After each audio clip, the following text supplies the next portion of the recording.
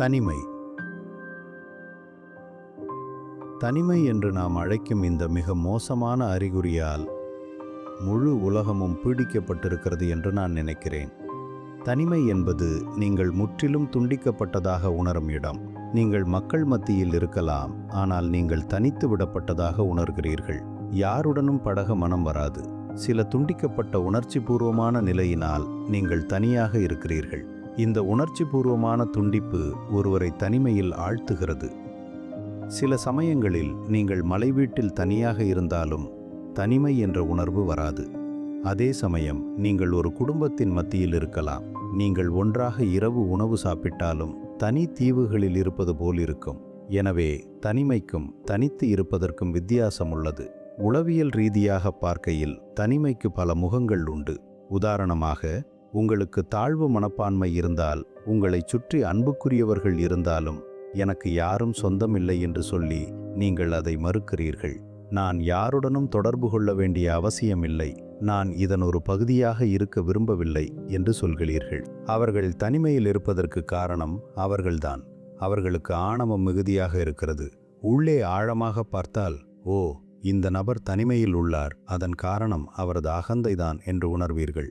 தனிமைக்கும் மற்றவர்களுக்கும் எந்த சம்பந்தமும் இல்லை. நீங்கள் தனிமையாக உணரும்போது அதை ஒரு சமிக்ஞையாக எடுத்துக்கொள்ளுங்கள். உள்ளிருந்து வரும் சமிக்ஞை.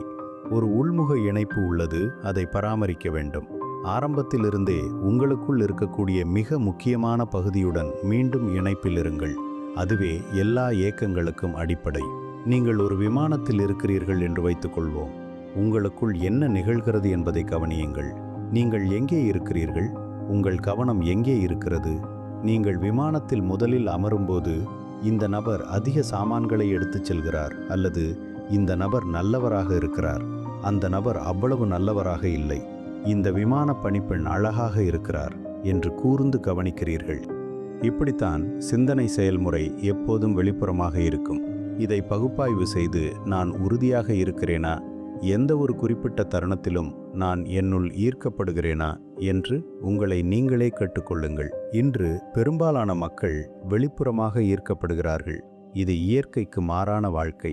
நீங்கள் உங்கள் ஆற்றலை உங்களுக்கு வெளியே உள்ள பொருட்களில் முதலீடு செய்கிறீர்கள். ஆனால் நீங்கள் உங்களுக்குள் கவனம் செலுத்துவதை நிலைநிறுத்தும் போது நீங்கள் வெளி உலகத்திலும் கவனம் செலுத்த முடியும். அதே நேரத்தில் உங்களுக்குள்ளேயும் கவனம் செலுத்த முடியும். இந்த தியான பயிற்சியால் உங்கள் தனிமை மகிழ்ச்சியாக மாறும். நீங்கள் ஒரு கூட்டத்தில் இருந்தாலும் சரி, அல்லது நீங்கள் தனியாக இருந்தாலும் சரி, அந்த மகிழ்ச்சியை நீங்கள் உணர்வீர்கள். ஒன்றாக இருத்தல், அல்லது புத்த மதத்தில் சங்கம் என்று அழைக்கப்படுவது, தனிமையை எதிர்த்து போராடுவதில் மிகவும் உதவியாக இருக்கும்.